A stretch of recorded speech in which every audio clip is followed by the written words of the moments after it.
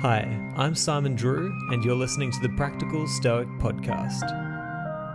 If you'd like to find more episodes of the show, as well as articles and information about my one-on-one alignment coaching, then you can head to my website.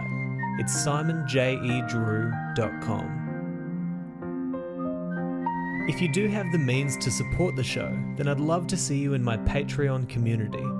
Just go to patreon.com/SimonJEDrew, where you'll also get access to over 240 episodes recorded before 2020. But for now, enjoy the show. Hey everyone, thank you so much for spending your time here with me on the Practical Stoic Podcast. Now, today we have an unbelievably fascinating guest, somebody who I was so grateful to have a chat with.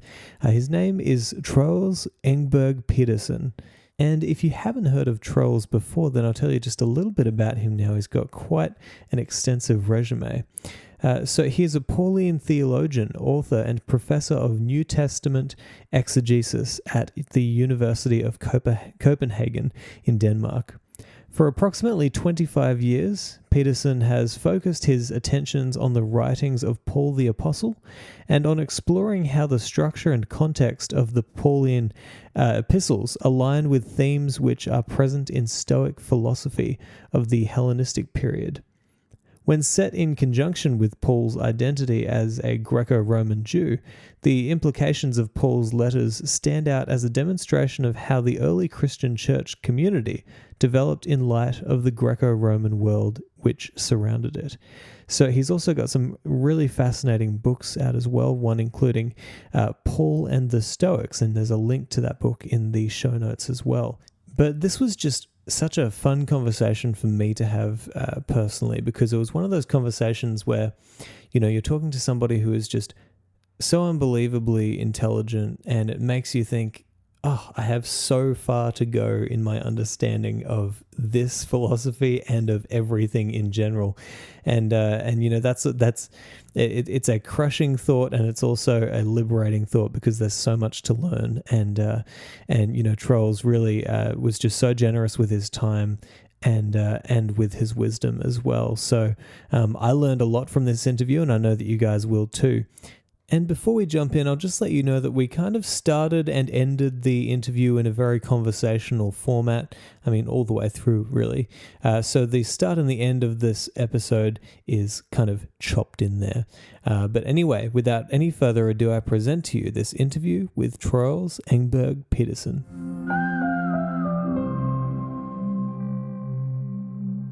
Going back to Stoicism and what you call a sort of spiritual dimension, that is a difficult issue, because I think the Stoics were what we would call materialists. But of course it does not exclude that there is a dimension of cognition that is equally important. I see it like this, that it's both material and cognitive at the same time, and that is in a way part of the point of Stoicism. So it's definitely not, as I understand Stoicism, it's definitely not the kind of spiritual dimension that you will find in Platonism. Does that ring a bell with you? It does. You know, I've been really wanting to get into Platonism for quite some time now, but I want to get my head around Stoicism before I jump over there, right? Because I know that it's kind of a completely new level, right? It's very. I don't want to get in over my head yet. Right. But as I see it, there was a kind of what you would call a struggle in ancient philosophy between Plato to begin with and Aristotle also, who was of course a kind of Platonist. He definitely was. He did think of the soul as being divided between something that was basically material, and where you would also put perception, even though, of course, perception has a sort of cognitive side to it. on the one hand, and then on the other hand, thought, which was non-material. So Aristotle, in the treatise of his De Anima, he basically takes over a Platonic understanding of this kind of duality between materialism and spiritualism. Spirit. The term spirit is not actually quite appropriate when you talk about Plato and Aristotle, because if spirit goes back to Pluma, do you understand what I'm saying? Yeah, I wanted to get into this as well. Yeah, definitely. Okay. If spirit goes back to Pneuma, then the Pneuma does not play any very important role in Platonism. It does in Aristotle a little bit in a treatise he wrote that is called De Motu Animalium, on the movement of animals. There he tries to account for the fact that animals can move, etc., because they have desire, etc. He tries to account for that by bringing in actually the notion of pneuma. So pneuma does begin to play some role in Aristotle, but definitely not in the huge scale that it does in Stoicism. So one has to be careful about using the term spiritualism or whatever. Because it's really not the same kind of thing as either in Aristotle or in Stoicism. So if we talk about, I was talking about this battle between the Platonic Aristotelian dualism and then the Stoic, and I really believe it is a Stoic monism, that they wanted to account for the world as a whole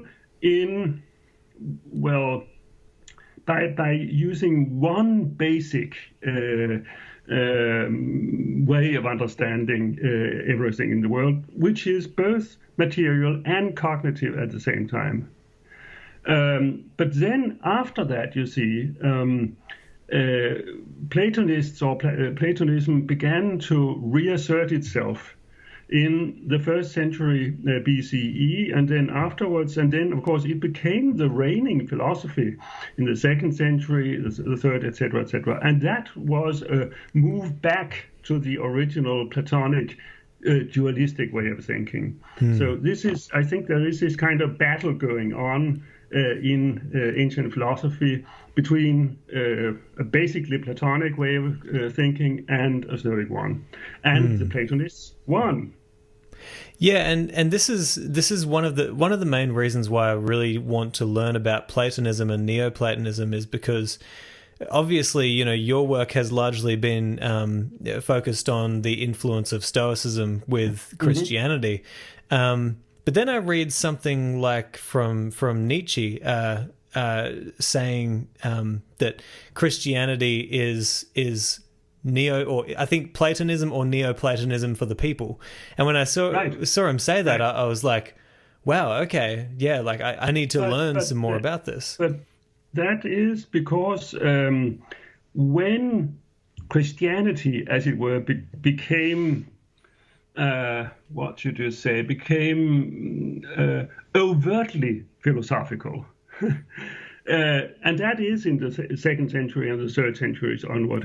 It was Platonism that they engaged with and interacted with, both taking over a whole lot of the by now Middle Platonist or Neoplatonist vocabulary and conceptuality, and also, of course, distancing themselves in certain areas. So Nietzsche is right in saying that Christianity is a sort of Platonism for the poor man. But what we are talking about, or should be talking about, is precisely the period before that, namely the New Testament. Where the engagement with philosophy among the Christians is not so overt, but more, as it were, under, it's something that creeps in under what they basically want to say about the world. And then, as I believe, it creeps in and it actually helps to articulate what they want to say. But they do want to say something somewhat different from just philosophy. So in the New Testament world, as I see it, philosophy comes in to help them articulate, but they also want to distance themselves from philosophy. And that is where Stoicism becomes relevant, because in this period, first century CE, it is actually Stoicism that was a sort of dominant, reigning philosophy. Platonism hadn't fully, as it were, reasserted itself to the extent that it did later on. Yeah, man. This is all stuff that I need to get my head around. Hey, because there's so much there, and I mean, it's so cool that you've spent your whole life researching this sort of stuff. Because honestly, when you search for this sort of stuff online, there's not a lot out there. There's not a lot of people talking about the links between Christianity and the early Christianity and Stoicism or even Platonism. But yeah, tell me the story of Paul and the Stoics earlier on. Like, tell me the story of how he actually interacted with the philosophers of Rome. Right. There was one thing I wanted to. I just wanted to finish the little overview I gave you of the relationship between philosophy and Christianity by mentioning a book of mine that was published in 2017. I was only the editor, one called From Stoicism to Platonism,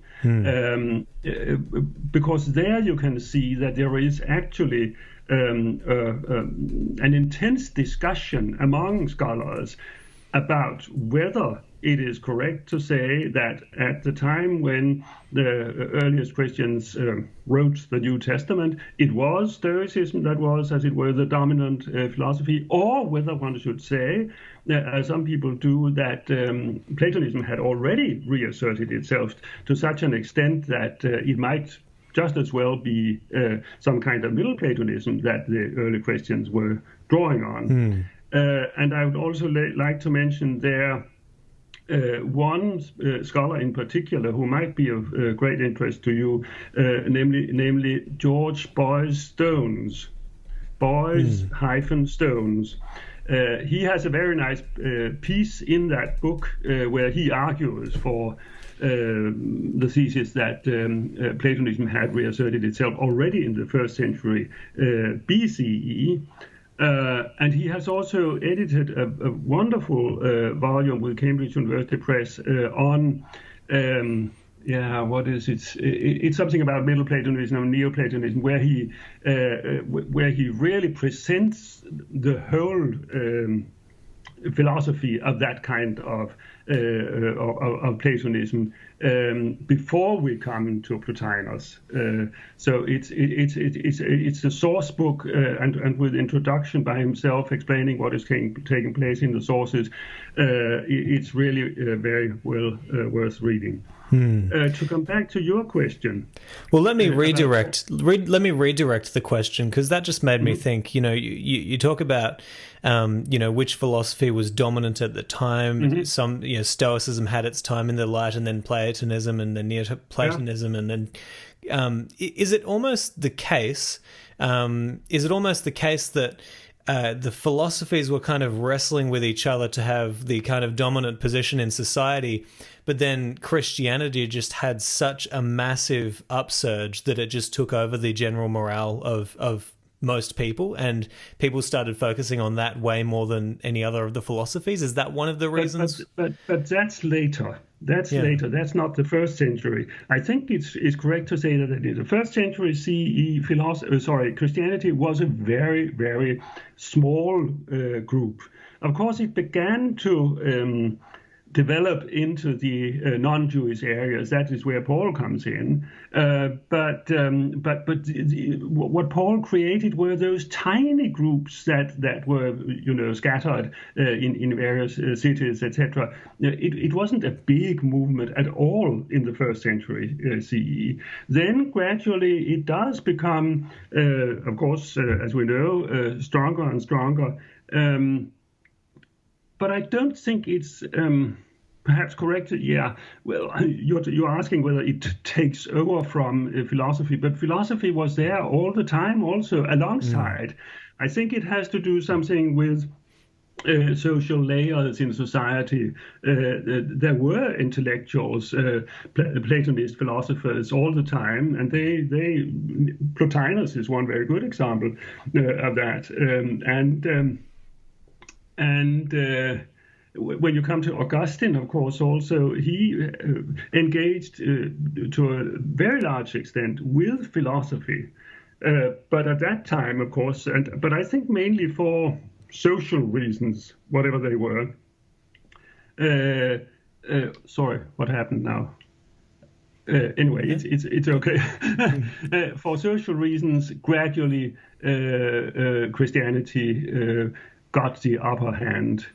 It's an interesting question because it does touch on the role of philosophy in society all through this period. And there it is probably correct to say that, philosophers, they were also a tiny group, and their influence was not that important socially. So when something else came that also had perhaps a little more the character of a religion and certain social practices around it, etc., then that movement was in a better position to persuade people to accept them. So, but it's an interesting discussion we are having because it shows how important the social dimension of either movement is. But, and that's kind of why you see such a resurgence now, right? It's like, now that we have social media, a lot more people are getting together in groups, discussing philosophy, discussing Stoicism. And, you talk about the kind of rituals involved with Christianity, the coming together and doing certain rituals together.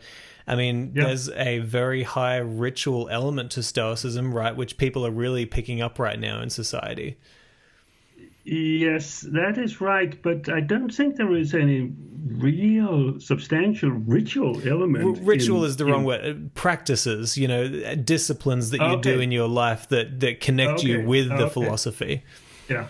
When I heard that you use the term ritual, I thought you were thinking more in terms of religion, etc. And there is, as far as I know, there's really no, in that sense, ritual dimension to Stoicism.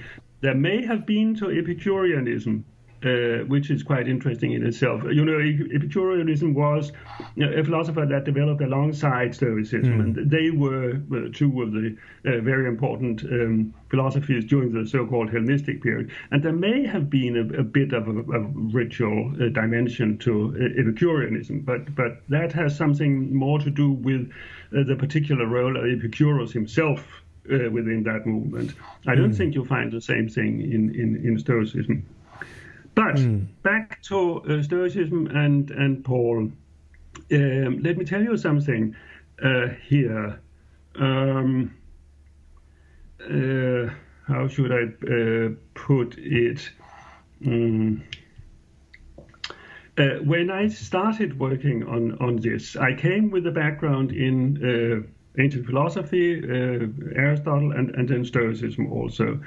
And then I started reading Paul, and then I thought, in order to get a proper grasp of what is going on here, you are wonderfully helped if you know something about Stoicism and have that at the back of your mind.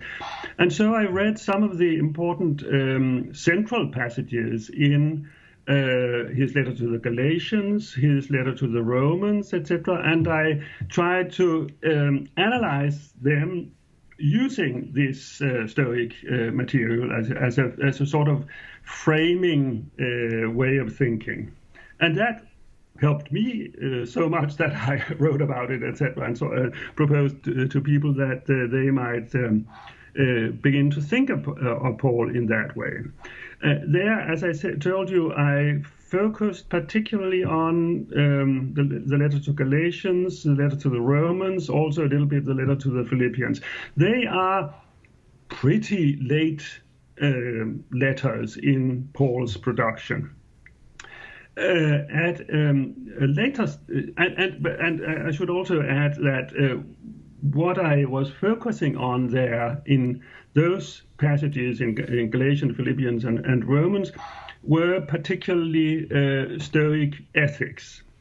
We can go back perhaps a little later in our talk to see what that actually means a little more in detail. But right now I just want to give you the broader outline, as it were. So that was what my first book on Paul and the Stoics was basically on, these three letters and with a focus on ethics.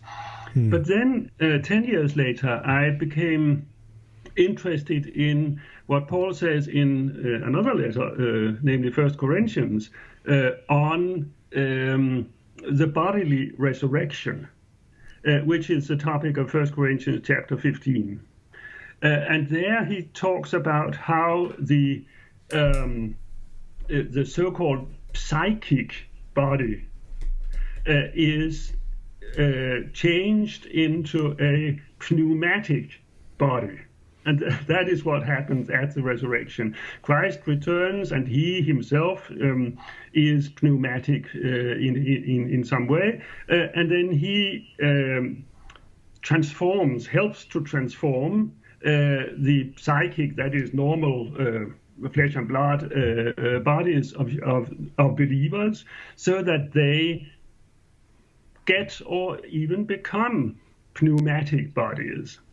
And I became interested in this notion of pneumatic body. That, in line with what we were talking about spiritualism, that sounds not very Platonic, but precisely Stoic, because you can have there the idea of a body that is different from a normal body of flesh and blood, because it is informed by the pneuma, which is, according to Stoics, is a type of material that combines fire and air. So we are, as it were, up there. And in this passage in 1 Corinthians 15, Paul also very explicitly speaks about the bodies in heaven, the sun, the moon, etc., etc. And then he goes on talking about this pneumatic body that Christ believers become. And that means that I tried to analyze and explain that passage and the argument in that passage, again by drawing on Stoic ideas, but in this case not ethical ideas, but ideas that come from physics. Stoic physics, when you talk about the four elements and combination, how the whole world is held together, etc., by the pneuma, you are talking natural philosophy, physics. So that was, as it were, the next step for me. And the third step, but that is also part of it in a book of mine from 2010, is to combine the two, the physics and the ethics, and to try to show how important precisely the physical material pneuma is to account for what Paul says about practice, about ethical practice. So that was in a way the line I had taken up until and including that book from 2010, which is called what is it? Anyway, Cosmology and Self in the Apostle Paul, the Material Spirit. But then the last point that I want to present to you here proceeds in a slightly different way. It's just an addition to what I've already been saying and presented to people. But it is an addition in the following way. I have been very interested in the fact of trying to see whether there is a kind of development in the Pauline letters in terms of his use of philosophy. And there, if you begin with what is indubitably the first letter, which is the first letter to the Thessalonians. A small letter, a beautiful letter, very interesting to read. But if you, and in a way you can say that Paul presents in 1 Thessalonians everything that goes into his message to Christ believers. There's talk about their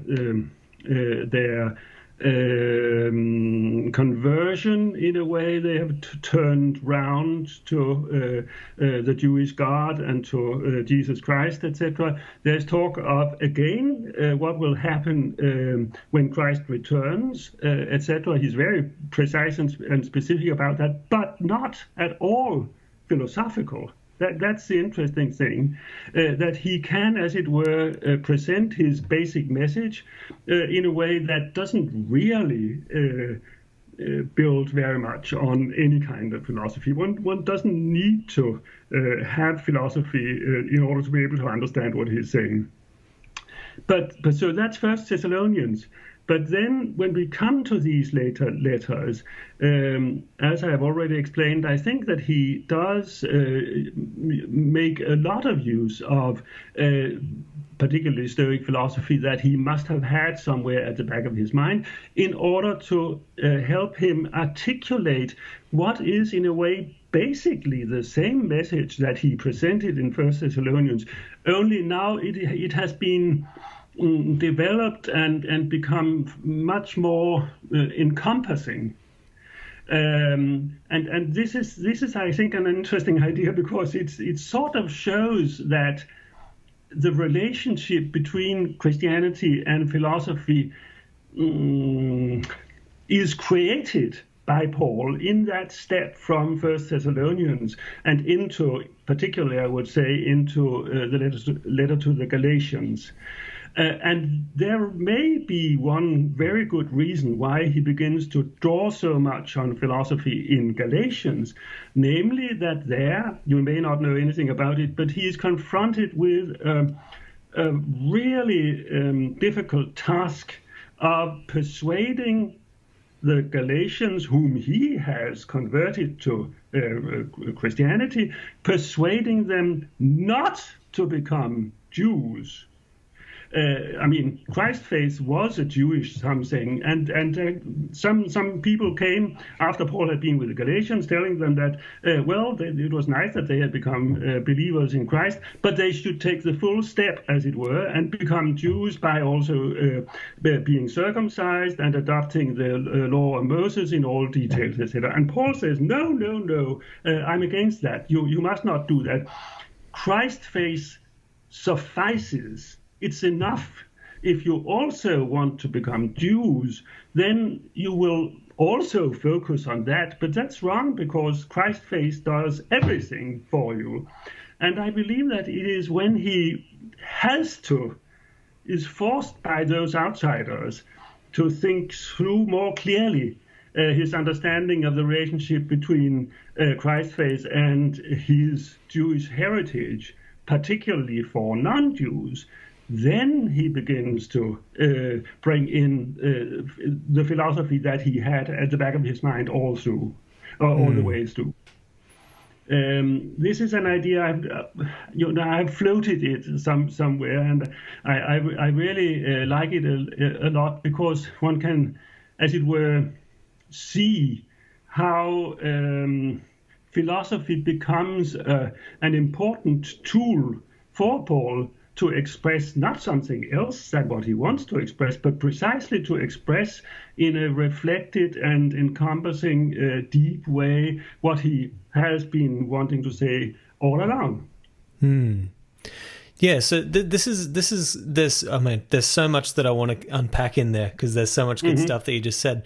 One of the concepts that I have never really kind of thought about, but you made me really think about just then, was that what we're seeing in the New Testament is actually a progression, at least in the works that were written by Paul, a progression of his thinking and him using different tools at different times for different purposes.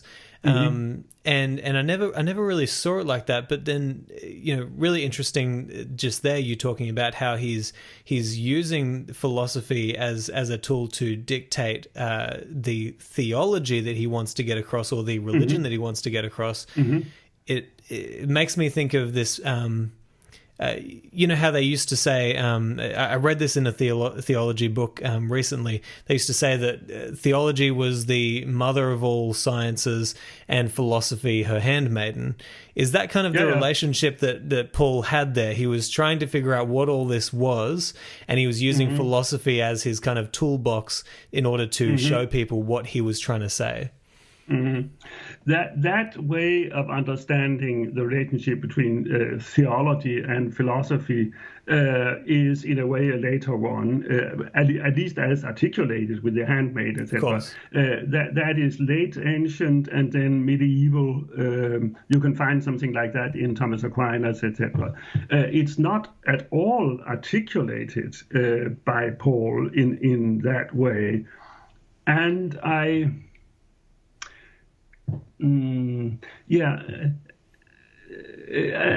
he does not have, as it were, two distinct concepts, one being theology and one being philosophy. So I'm not quite happy with bringing back that later conceptual way of conceiving it to Paul himself. But in a way, I think you are right in saying that is what he is actually doing, as it were, if I'm right in my understanding of how he uses philosophy to articulate his basic message.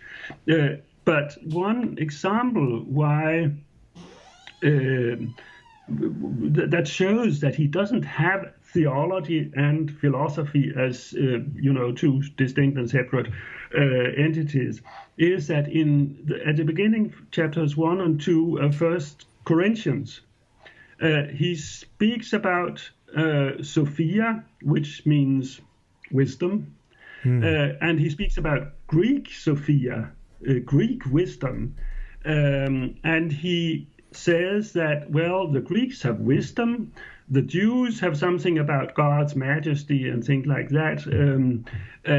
But what we have, we Christians, is something different.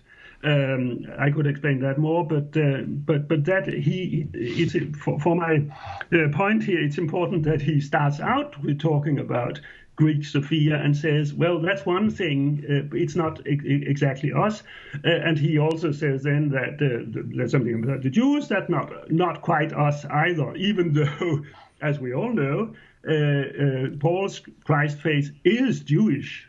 So what he means is just that those Jews who are not believers, they, etc., etc. But then he goes on in chapter 2 by saying, we, meaning Christ believers, also have a Sophia. That is, he and then he explains what that amounts to, etc. That is, he uses the same term, Sophia, both for what we might say was Greek philosophy, and also for what we might say is Pauline theology. So that's, I think, a striking example that he doesn't have these two different concepts yet. That's something that develops later in Christian thinking, basically. He uses one term, Sophia, but that precisely also shows that the use he can make of Greek Sophia, even though he doesn't conceptualize it or doesn't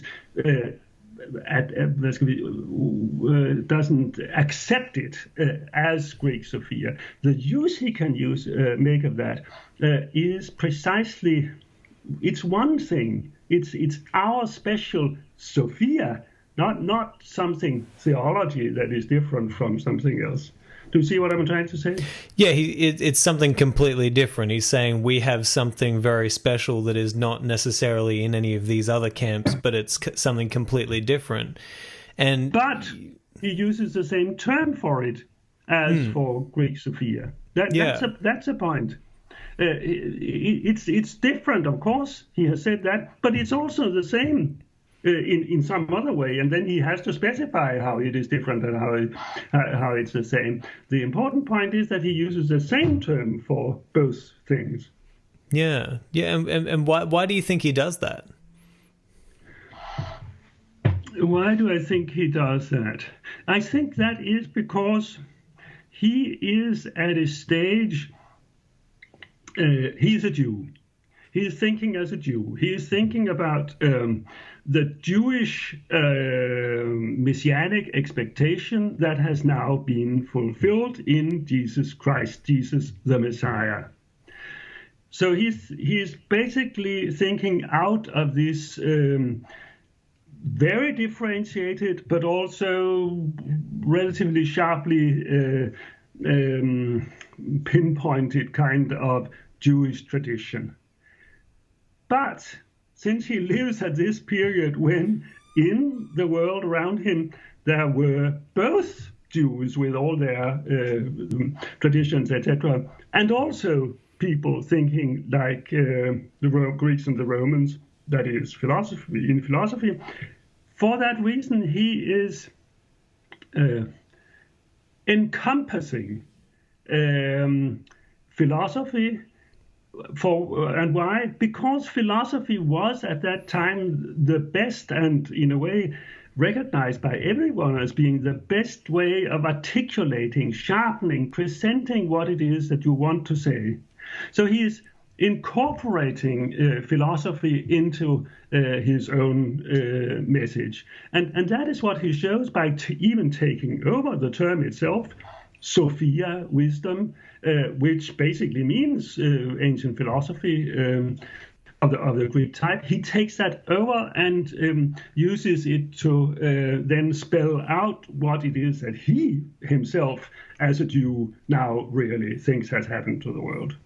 Does that make sense to you? Yeah, it does. It does make sense. And what I'd really love to do is maybe can we jump back a little bit into the what am I trying to say here? Back into the not the ethics. Oh my gosh, whatever it's called. Back into where you're talking about the psychic body and the pneuma body. And because I've heard pneuma basically defined as the breath of life. Yes. Now, yeah. I haven't spent a lot of time actually looking into this, but I need to. But can you define for me a little bit more what pneuma was, what its origins were, and how they kind of came to that kind of definition of what it is? Mm-hmm. Well, depending on what you mean by they, because there is a tradition in Jewish thinking, of course. If you go the whole way back to Genesis, there is a tradition that when God created the world, there was a spirit, as it were. What does it say? Moving across the waters or over the waters or whatever, and that is part of Jewish thinking, that there is an idea of divine spirit that is important and helps God to intervene in the world and do whatever he wants to do, etc. But in the Jewish tradition, it's not spelled out in the way that a philosopher would spell it out. Whereas in Stoicism, it is precisely spelled out, as we spoke about a moment ago. They thought that the pneuma was a kind of mixture of fire and air, and then they went on also to say that accounts for the fact that the pneuma holds the whole world together. it is a sort of energy in matter that keeps the whole world together, and then also is involved when, as you probably know, the world is moving towards its the Big Bang, out of which comes again the same world, and then it moves on, etc., etc. It's the pneuma all through that does this with the world as a whole.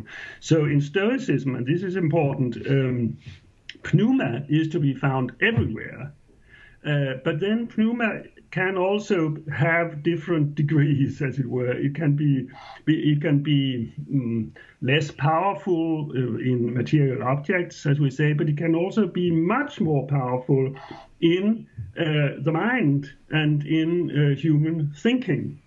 It is the pneuma that accounts for the fact that we can think, we can be, as it were, far away and think about what things that happened way back and things that happened on the other side of the earth, etc., etc. It's all the pneuma that accounts for that, and the pneuma is able to assert itself, as it were, in human beings as thought. It is what accounts for thought. So even in Stoicism, there's a differentiation, as it were, between the way the pneuma functions in ordinary material objects and the way it can also function in human beings. But my point then is that if you look carefully at what Paul says in that passage, 1 Corinthians chapter 15, where he is trying to explain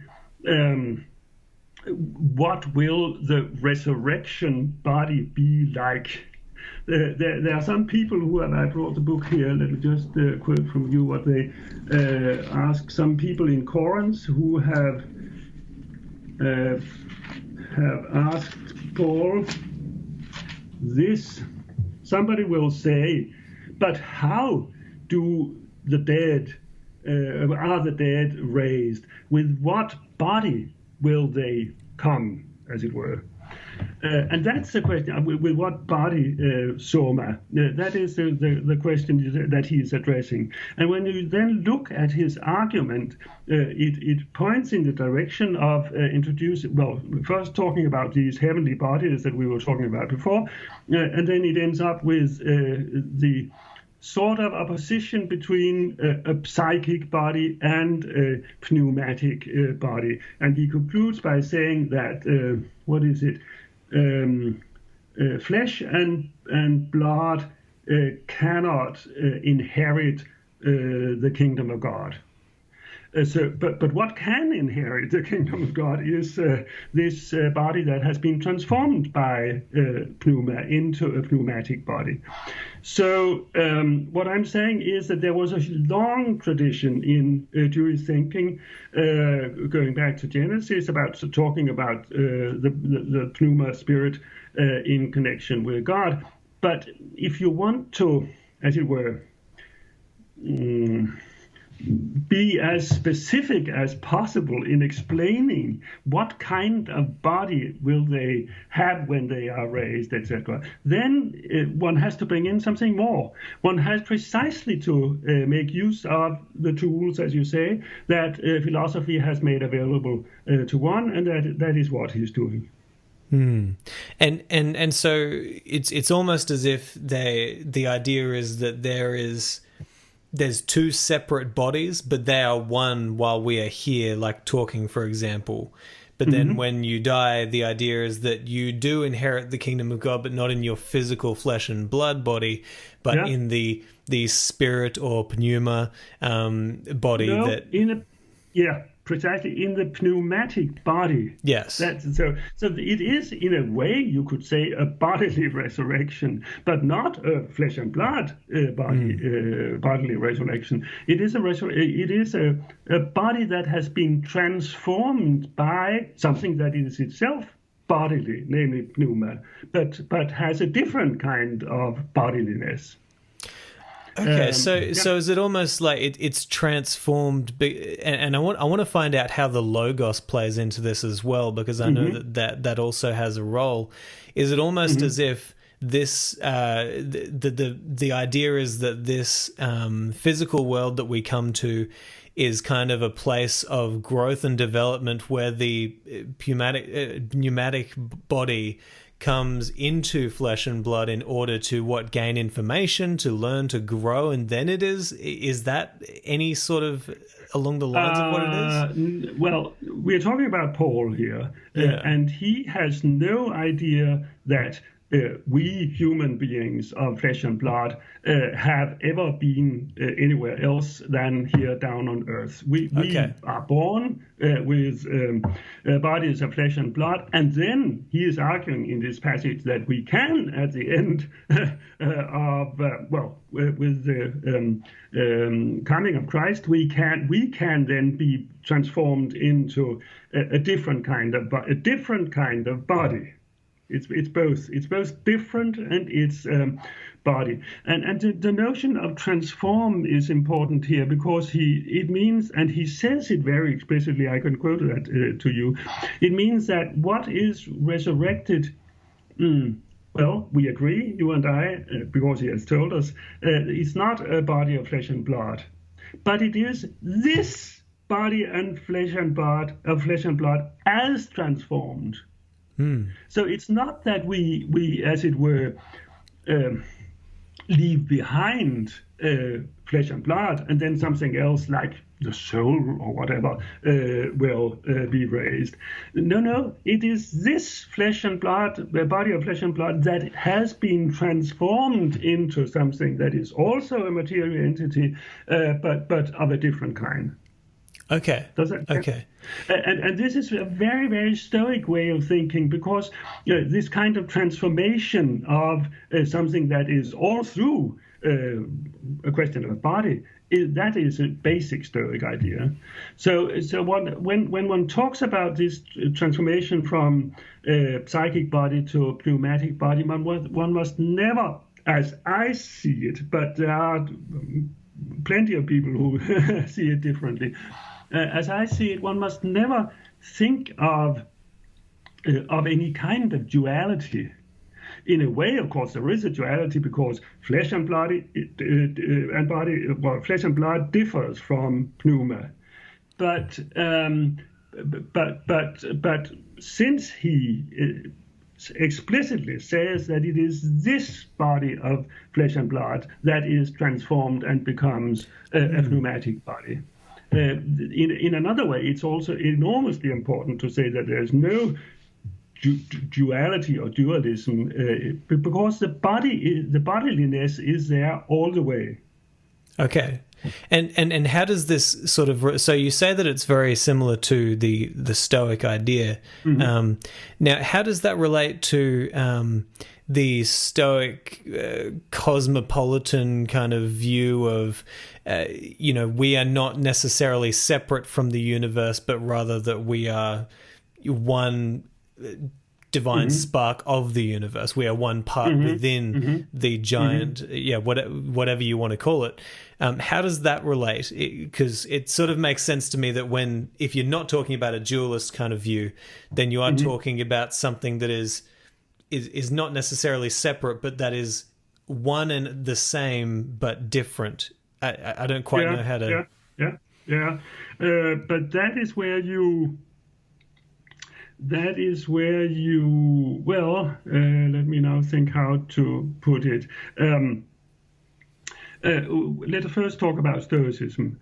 When the Stoics say that human beings are part of the world as a whole, a spark, etc., that's just a way of saying what we were talking about a bit before, that since human beings have reason, which is itself, as it were, also a form of the pneuma, we can think about the world as a whole.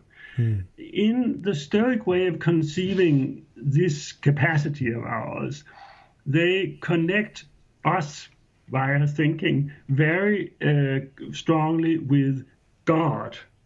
the Stoic God. The Stoic God is, in a way, pneuma in this very refined way that will, as it were, be. There is this kind of development. The world gradually becomes more and more refined, and at the end we have a sort of Big Bang where only one thing is present, and that is God Himself. That is the highest, most refined form of the world.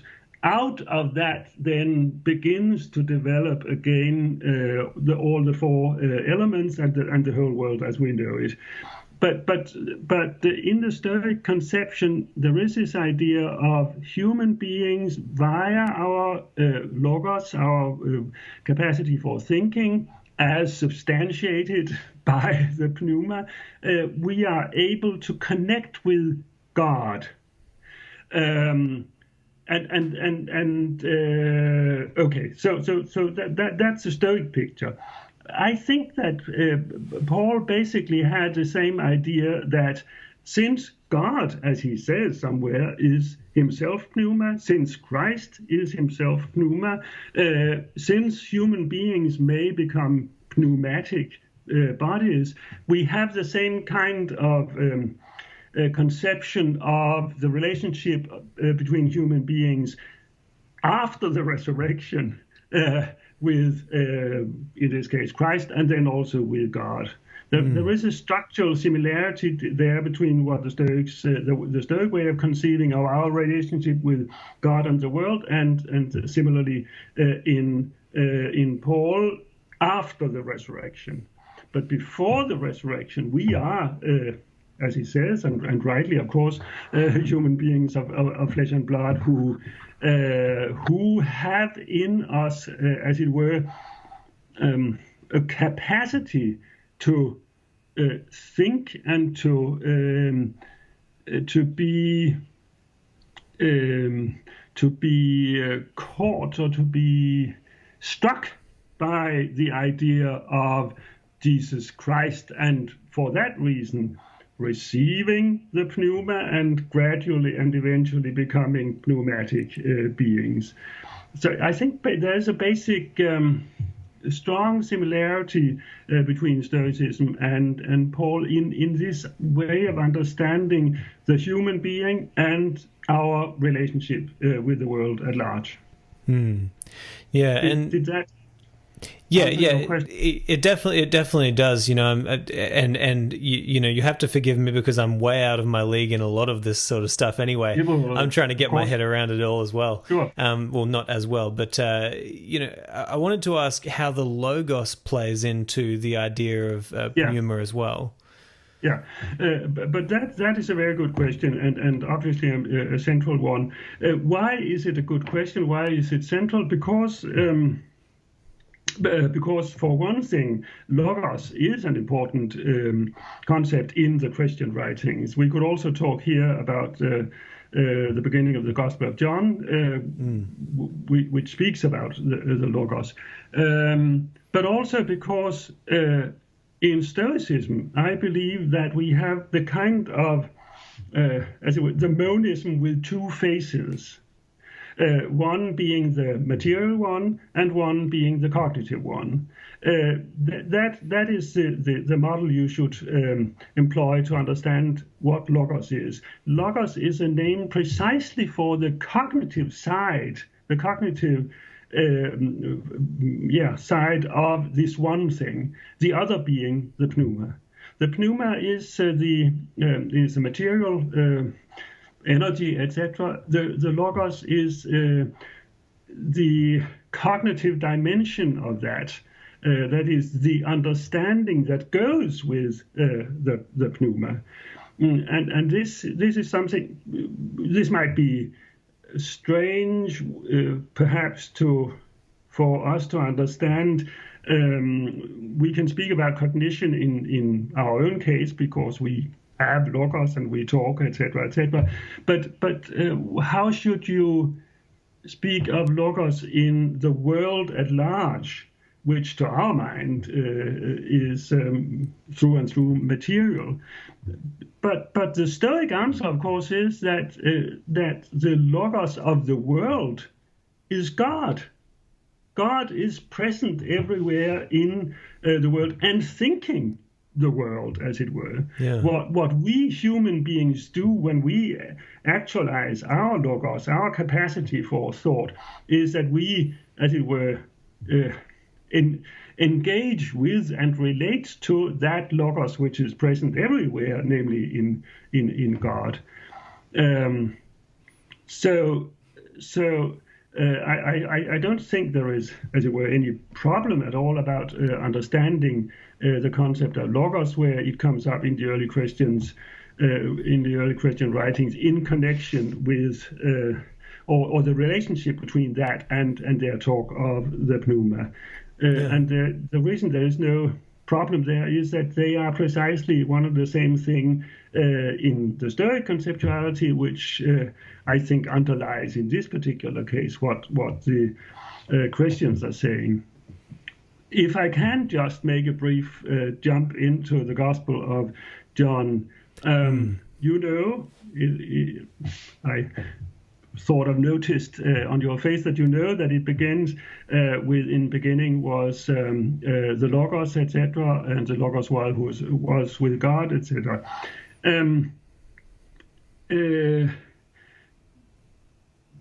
People have been reflecting what does the Logos mean here, and they have normally said, well, it's another term for Christ. Christ was in the beginning, he was with God, etc., and then he came down on earth and became a human fleshly being. I think this is well, both right and wrong, but it's wrong in the sense that what he wants to identify and to talk about to begin with is precisely not Christ, because Christ comes in, Jesus Christ, as it were, comes in a little later in the so-called prologue of the Gospel of John. He wants to talk about precisely Logos as God's way of thinking, God's way of thinking about the world, planning even how the world is to develop, etc. But then the interesting thing is to ask, well, how should we then understand that the Logos may become present in an individual human being, Jesus, so that Jesus becomes Christ, a representative of the Logos. I have proposed that we actually get an answer to that question if we read on still in chapter 1 of the Gospel of John and see how the text, in the words of John the Baptist, explains the coming to be in the world of the Logos by saying that happened when Jesus, a human being, was baptized by God when he received what? The Pluma. So there you have, we begin with the Logos and talk about that in the abstract, as it were, as the cognitive capacity, etc., God's cognitive capacity, etc. And then if we want to understand how that cognitive capacity, Logos, actually becomes present in a specific human being, namely Jesus, so as to make him Jesus Christ, the answer is that God baptized Jesus with the Pneuma, because Pneuma and Logos is, as we said, one and the same thing. So this is an example, I think, of another example of how to bring in a Stoic conceptuality and to explain something in the text itself that calls for an answer. It's okay to start out with the Logos and then to see, well, and the Logos came to be present in Jesus. And if we then ask how that happened, most people will say, well, that's a mystery. That's part of the mystical quality of God's interaction or whatever. But no, I don't think that they thought of mystery in that way. I actually think that they wanted to explain it as well as they could, and they made use of this philosophical conceptuality of logos and pneuma, and said, well, it actually happened when he was baptized. You could say then, well, but that is a mystery, that God interacted and sent his pneuma down on Jesus, etc. Of course it is, in a way, but still they have gone one step further in conceptualizing, explaining in basically philosophical terms what it means. And what is the thing that is supposed to happen to a person? Because I don't know if you're necessarily saying that it was only Jesus Christ who was, I guess, baptized by the. I know.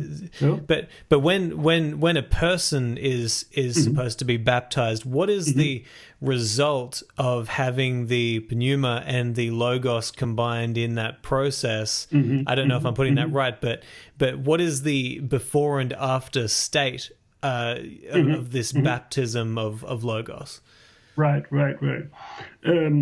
But this is another place where I think one is again helped by one's knowledge of Stoicism in explaining that or spelling it out. And I think we could here perhaps make use of the passage in Romans chapter 7, the famous one, where Paul says, the good that I know I don't do, instead I do something wrong, etc. That's chapter 7, and then moving into chapter 8, in the way I'll explain. I take it, but there's a lot of discussion about it, I take it that in chapter 7 he is describing a case of akrasia. Do you know what it is? Akrasia? No, weakness of will. Of will. And that was a problem that had been addressed in Plato, also in Aristotle, very pointedly. And then also I believe that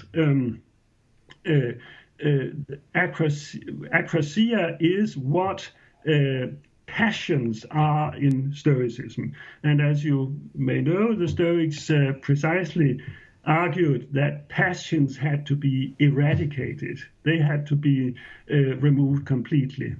But I think that the Stoic conception of a passion is one of akrasia, where you do know what you both want to do and should know, but but then suddenly you realize that you're doing something else. That is weakness of will in the normal translation. And what Paul is describing in chapter 7 of Romans is a Jew like himself who had the Mosaic law and wanted to follow the Mosaic law because that was what God had decreed, but then suddenly realizes that he cannot follow that law in all the necessary details, and that is a problem. He ends up shouting, "Oh,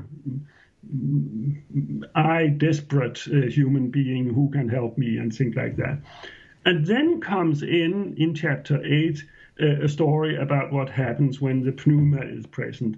And that is what you get when you become first a Christ believer, and then when you then are baptized, actually baptized with water. But the idea is that being baptized with water also infuses the pneuma into you.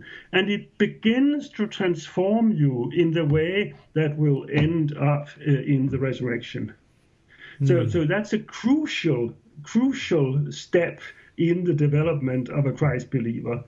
And what does that mean then? Well, in Romans chapter 8, he says that once you have received the pneuma, then you fulfill the law. You actually do fulfill the law, because the pneuma, with its logos, of course, has managed to remove those passions that were relics, as it were, of one's earlier life. This idea that Paul actually spoke for what the Stoics termed apatheia. Have you come across that notion? Yes, I have. Apatheia. Yeah. The removal of the passions is actually formulated in a verse in his letter to the Galatians, which incidentally, I believe, underlies that passage in Romans we were talking about, 7-8, where he says that those who belong to Christ, that is, Christ believers, have crucified the sarx, the flesh, together with its passions, pathemata, passions, and desires. Have crucified it. That means they have eradicated them. Once you have obtained, both Christ's faith and also been baptized with the pneuma, then you have got rid of the passions. This is a very clear use of a basically Stoic conceptuality. He conceives of the status of Christ believers once they have been baptized, etc., in terms of Stoic apatheia, not non-passion. The question you should then ask me, by following up on what we have now been talking about, the difference between the pre-Christ faith kind of life and the post-Christ faith kind of life when you have received the pneuma. The question you should then ask is, why on earth, if that is Paul's way of conceiving Christ believers, why on earth does he constantly exhort them to not to follow the desires? I mean, if they have already been as it were, brought into a status of or state of actually sinlessness. This is something I believe he argues for. Christ believers are sinless. They have been removed from that whole world where people sin, etc. Then why does he constantly exhort them to do the same kind of thing? And I think there is a very good answer to that question, which is that Paul's exhortation is not to be understood as an attempt to bring them to a new place where they have not been before. On the contrary, it presupposes that they already are where they are supposed to be, but then it wants to remind them of that, so that they, as it were, keep it alive in their minds and act on it. I have a friend here in Denmark who has found a quite good sort of metaphor for this, that Paul acts when he constantly exhorts his addressees. He acts as a coach in a mental, what do you call it? Physical center? No. What do you call it? Where you train yourself. What do you call it? A gymnasium, or no. Well, like a mental trainer. You go and you do all that kind of stuff on your own. You practice. Weights. You're talking about. No, I mean, if you go down the street and you want to take exercise, you go into a place that you call what? A gym. A gym. Okay. Yeah. So Paul acts as a coach in a sort of mental gym. He is shouting to the people he is coaching that they have wonderful muscles and now they have to do this or do that in order to maintain their muscles. Yeah. And the idea is the same, that they had already got this mental outfit, as it were, that is required to behave properly, and now they just have to keep fit, as it were. And is this where the idea of faith without works is dead comes into the equation? Well, I know it might not come in now, but it's used in that sort of way, right? Absolutely. That's right. It's a quotation actually from the letter of James, so it's not from Paul at all. But you are right that Paul himself insists on that faith will issue through the pneuma in the appropriate acts. He says in Galatians 5:6 that the only thing that matters in connection with Christ's faith is faith which is active through love.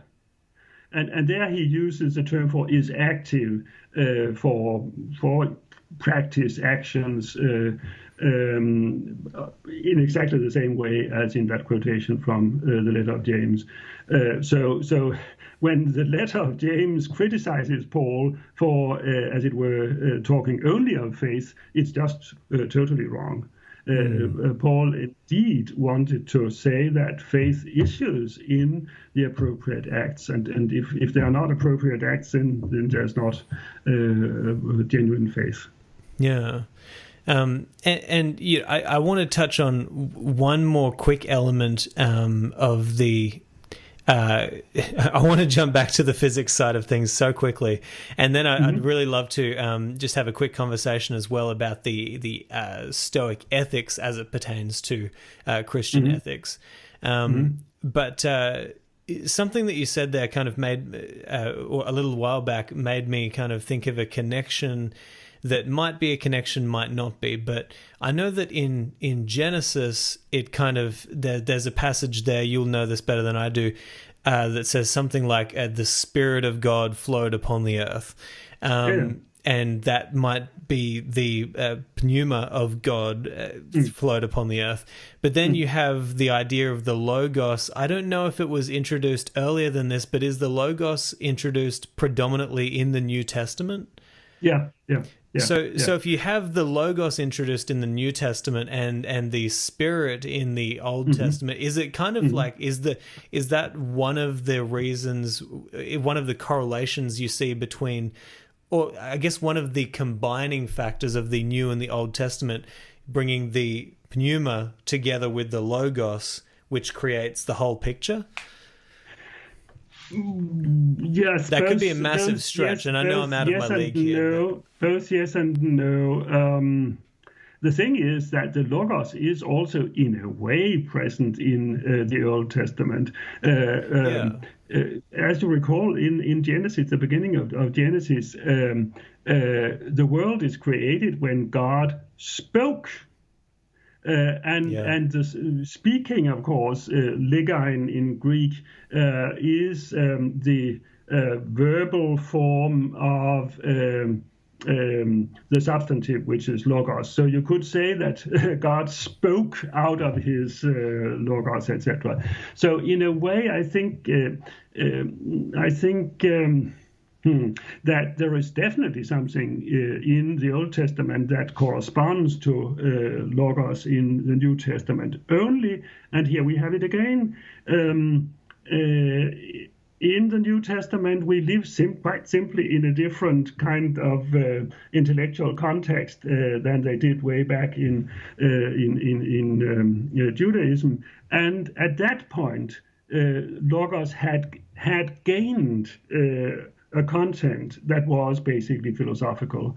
So at that point, you couldn't talk about Logos without bringing in somehow a whole load of philosophy. So I think the best way of putting this is by saying, as we already did, that there are similar ideas in the Old Testament, and they can be developed in a more precise way once you have the philosophy. And that happens for both pneuma, which is also there in the Old Testament, and for logos, which is also in some way there in the Old Testament. When we get down to the New Testament period, they simply have the philosophical tools that enable them to think through and articulate this a bit more clearly. Yeah. Man, this is unbelievably fascinating. You know, every time I speak to an expert on the Bible, I'm just blown away by the complexity because, you know, a lot of people make it out to be quite simple, and in many ways there are some simple ideas in there, but you know, I think it was best said by, I think Jordan Peterson said that the great thing about the Bible is that there's something in there for both the person who just wants simple advice for life, but there's also something in there for the deep intellectual who wants to go as deep as possible into these kinds of ideas. Definitely. But that is, yeah. Sorry, go on.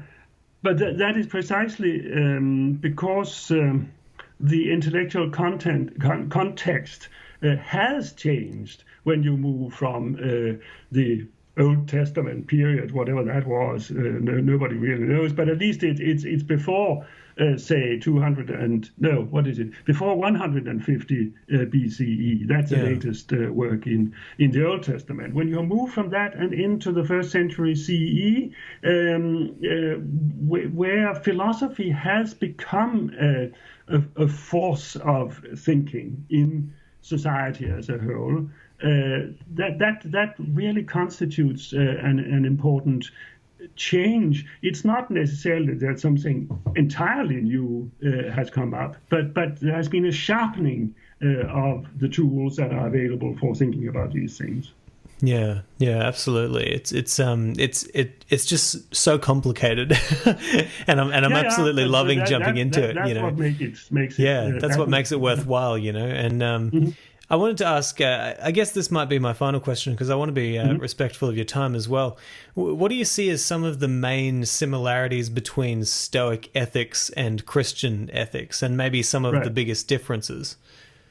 Yeah, I'm glad you put that question, because it again brings me to something that is, as I see it, entirely central to particularly Paul's ethics, which is this. In the verse I quoted to you, Galatians 5:6, where he says that what matters is faith that is active through love. The verse begins by saying that in Christ neither circumcision, that is being a Jew, nor uncircumcision, that is being a non-Jew, matters, only faith that is active through love. Now, Paul is here operating with a kind of double model, I think. There is only one thing that matters, but then there are some other things underneath, which are, as a Stoic would say, adiaphora, and that means they are indifferent. They do not have any role to play in relation to what is at the top, because what is at the top is what is all important for Paul says salvation, and the Stoics would say for happiness. But there are some other things underneath. They are indifferent in relation to that thing up there, but then they are nevertheless present. I mean, you either are a Jew or you are not a Jew, and it may have some importance, only it has no importance in relation to either happiness or salvation. So that's a kind of double model which you'll find exactly the same in Stoicism. In fact, they had created it.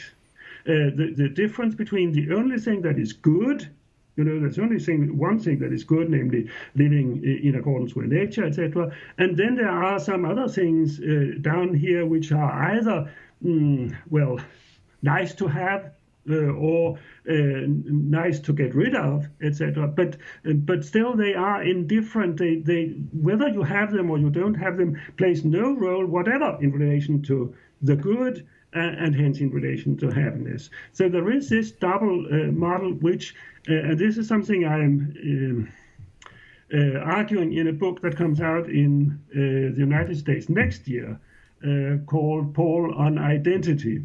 I argue that this model, which is basically a Stoic model, plays a huge role in Paul, and a much larger role than we are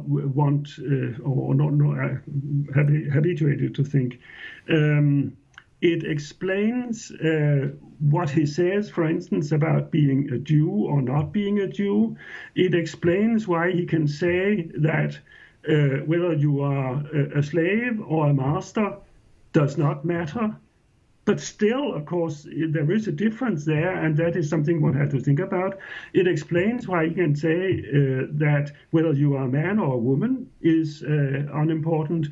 But still, of course, there are differences between men and women, and they continue, etc., etc. So there is something to be said on at both levels, as it were.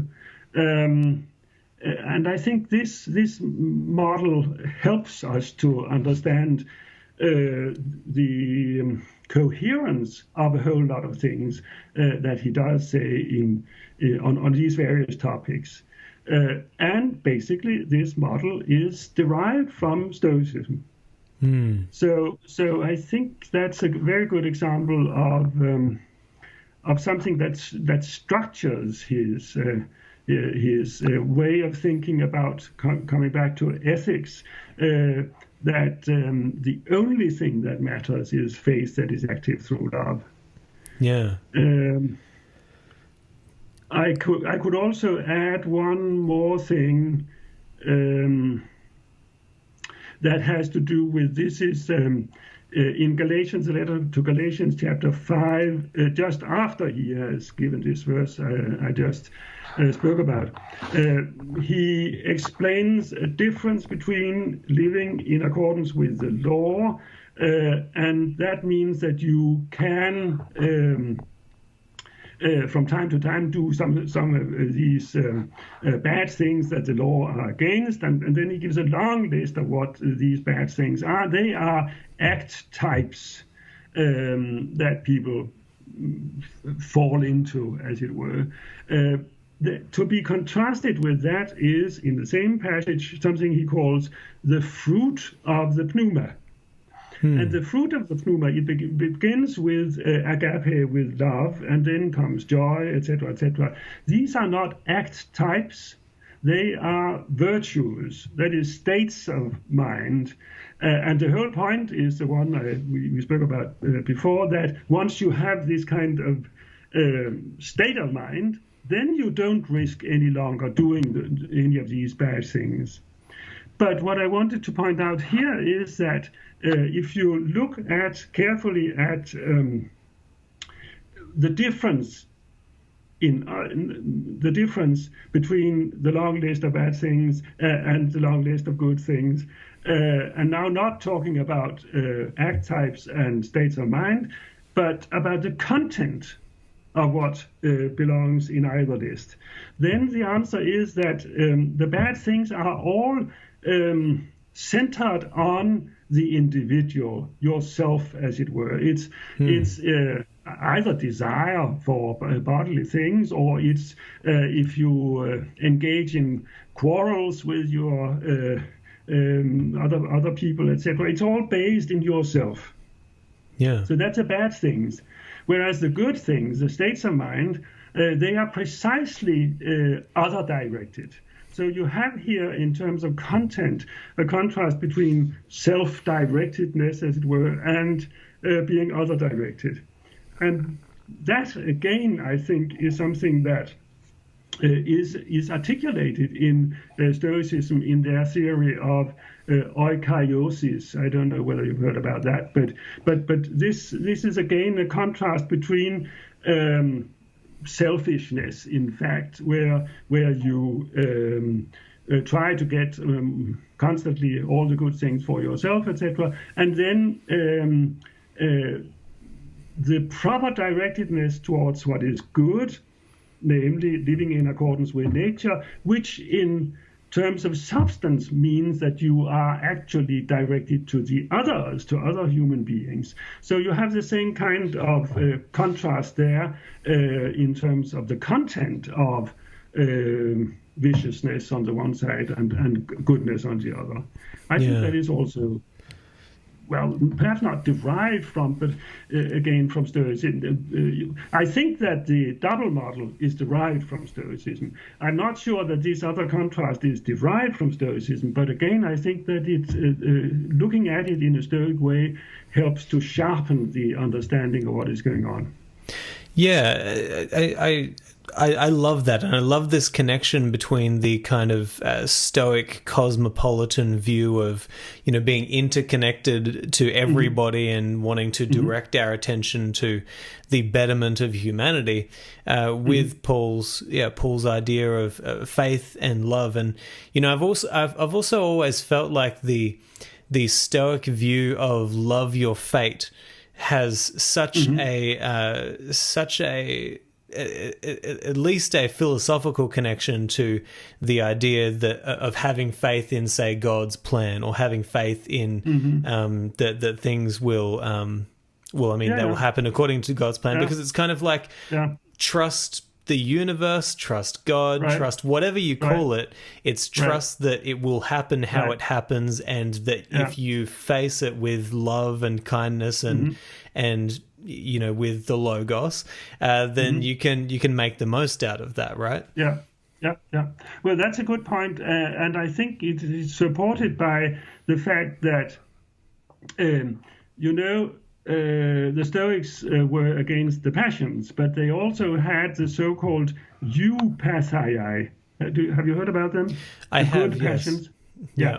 One of them is joy, and chara in Greek. And joy is a sort of reaction to the world at large that conforms with this love of fate. You accept what happens and you feel joy because you are part of the world as a whole. And it is interesting that there's one letter by Paul that precisely focuses on chara, on joy, and that's the letter to the Philippians, where he again and again he is in prison, etc., but he belongs elsewhere and not in prison, etc., so he is filled with joy, and it goes through the whole letter. It is the same idea that you just articulated so nicely. Yeah. Well, you know, Troels, this has been an awesome conversation. You know, but I've done most of the talking, but I'm sorry about that. That's exactly what I wanted. You know, but what I really love about this conversation is that you know, it's been you've just given me so much great stuff to think about. And so much to challenge myself with as well. You know, like we had a conversation earlier how I'm looking to really kind of sink my teeth into this sort of stuff as I, you know, probably over the next 40, 50 years. It's a long process. But you know, seeing somebody like yourself who has, you know, really spent a lifetime trying to get to the bottom of this sort of stuff, it's really inspiring. So thank you for, you know, for being that inspiration. You're most welcome. Thank you so much for listening to this episode of the Practical Stoic Podcast.